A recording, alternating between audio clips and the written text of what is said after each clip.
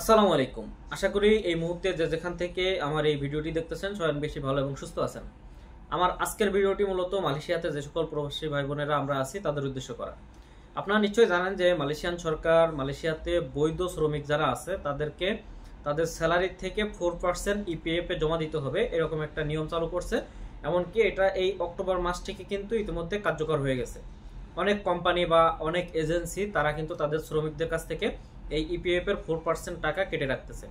এখন আপনারা নিশ্চয়ই জানেন যারা কোম্পানিতে জব করতেছে মূলত তারা 2%, এমনকি ওই কোম্পানির মালিক 2% বহন করবে। আর যারা এজেন্টের আন্ডারে কাজ করতেছে সম্পূর্ণটা এই শ্রমিককে বহন করতে হবে। অর্থাৎ 4%-এ আপনাকে দেখা গেছে 1700 টাকা বেসিকে দেখা গেছে প্রায় 68 রিঙ্গিতের মতো আপনাকে প্রত্যেক মাসে বহন করতে হবে। যারা কোম্পানিতে আছে তারা 34 রিঙ্গিত এবং মালিক দিবে 34 রিঙ্গিত। আর যারা এজেন্টের আন্ডারে তারা সম্পূর্ণ 68 রিঙ্গিত তাদেরকে দিতে হবে। কিন্তু বিষয় হচ্ছে এমন যে মালয়েশিয়ান সরকার যে নিয়মটা চালু করছে সেটা হচ্ছে প্রত্যেক মাসে আপনাকে দিতে হবে।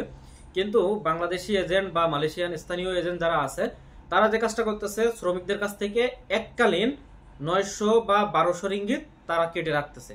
অর্থাৎ আপনার যদি 68 রিঙ্গিত করে হয় তাহলে আপনার এক বছরে আসে 816 রিঙ্গিত মেবি। তো প্রত্যেকটা মানুষের কাছ থেকে এই যে 816 রিঙ্গিত করে যদি একবারে কেটে রাখা হয় তাহলে আপনার উপরে কিন্তু একটা চাপ তৈরি হয়ে যাচ্ছে। কারণ এটা কখন কাটতেছে, যখনই আপনার ভিসা লাগানোর সময় তখন একসাথে আপনার কাছ থেকে এই 816 রিঙ্গিত কেটে রাখতেছে। কিন্তু অনেক এজেন্ট আছে 816 রিঙ্গিতের পরিবর্তে 900 রিঙ্গিত, আবার কেউ 1200 রিঙ্গিত পর্যন্ত রাখতেছে। এখন একজন মানুষের ভিসা লাগাইতে আগে হয়তো বা 4000 বা 4200 টাকা লাগতো, কিন্তু এখন এই মানুষের দেখা গেছে 6000 টাকা পর্যন্ত লেগে যাচ্ছে। কারণ অনেক এজেন্ট আছে যে 4000 4200 না, তারও আরো বেশি টাকা নিচ্ছে, বা দেখা গেছে এমনও আছে যে 7000 টাকা পর্যন্ত লেগে যাচ্ছে।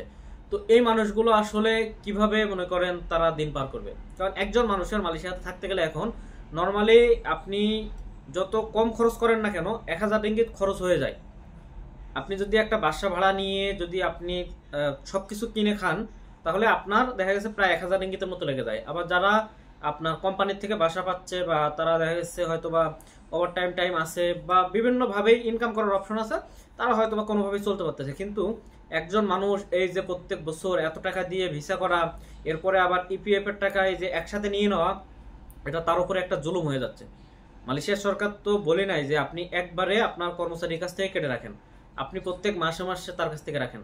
প্রত্যেক মাসে যদি রাখেন দেখা গেছে সেক্ষেত্রে তার উপরে চাপটা কম হচ্ছে। কিন্তু যারা এই এজেন্ট আছে তারা একবারে কেটে নেওয়ার কারণে অনেক মানুষ দেখা গেছে সেই এজেন্টের আন্ডারের থেকে কিভাবে অন্য জায়গায় ভিসা করা যায় এই সুযোগ খোঁজ করতেছে, বা অনেকেই দেখা গেছে যে এই কারণে আবার অবৈধ হয়ে যাবে। আপনারা নিশ্চয়ই জানেন যে মালয়েশিয়াতে কিন্তু এখন প্রায় 8 থেকে 9 লক্ষ মানুষের মতো প্রায় অবৈধ আছে। তো এর আমাদের বাংলাদেশিদের ভিতরে কিন্তু অন্য অন্য দেশের বা আরো দেখা গেছে নতুন করে ঢুকতেছে, সব মিলে দেখা গেছে প্রতিনিয়ত অবৈধদের হার বাড়তেছে।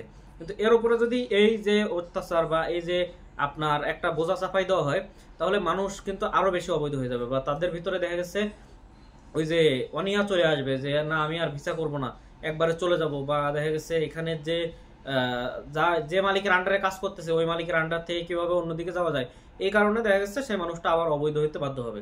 সুতরাং যারা আপনারা মনে করেন এজেন্ট আছেন আপনারা একবারে না নিয়ে আপনারা অল্প অল্প করে নেন। কারণ আপনারা হয়তো ভাবতে পারেন যে এই মানুষটারে আপনি কিভাবে পাবেন প্রত্যেকবার বা প্রত্যেক মাসে। আপনারা আপনাদের অনলাইন ব্যাংকের মাধ্যমে আপনারা তাদের কাছ থেকে নেওয়ার সিস্টেম চালু করেন, বা পদ্ধতি তো অবশ্যই আছে, যেহেতু মালয়েশিয়ান সরকার এটার একটা পদ্ধতি বাইর করছে যে না তারা মাসে মাসে নিবে। এখন আপনি যদি একবারে কেটে রাখেন তাহলে ওই মানুষটা কিভাবে আপনাকে দিবে? এখন আপনার একজন মানুষের প্রতি মাসে দেখা গেছে হয়তো বা 2000 টাকা বেতন, সেখান থেকে তার আপনার ফ্যামিলি, তার অসুখ বিসুখ আছে, তার খাওয়া দাওয়া আছে, আবার এই যে আপনাকে একবারে দিয়ে দিচ্ছে, সবকিছু মিলে দেখা গেছে এই মানুষটা তো আসলে চলা কষ্ট হয়ে যাবে। ইতিমধ্যে অনেক প্রবাসী ভাই বোনদের সাথে কথা হয়েছে যে তাদের কথা একটাই যে আসলে এভাবে যদি হয় তাহলে তো আগামীতে ভিসা করাও আমাদের জন্য কষ্ট হয়ে যাবে বা মালয়েশিয়াতে থাকা কষ্ট হয়ে যাবে। তো এটা আসলে তারা কতটুকু যৌক্তিকভাবে এই কাজগুলো করতেছে এটা আমার বুঝে আসে না।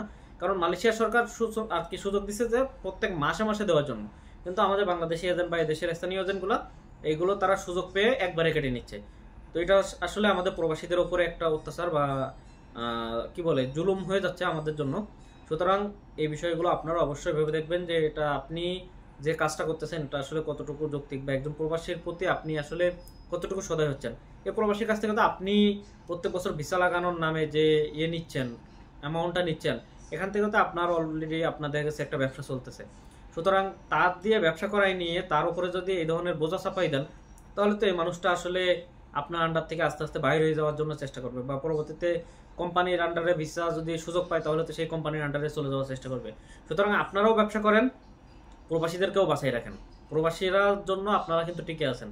সুতরাং প্রবাসীদেরকে মেরে আপনারা যদি আপনাদের নিজেদের ব্যবসা করতে যান, তাহলে দেখা গেছে এটা আপনাদের আসলে পরবর্তীতে ব্যবসায়ের উপরে আর কি প্রভাব পড়বে।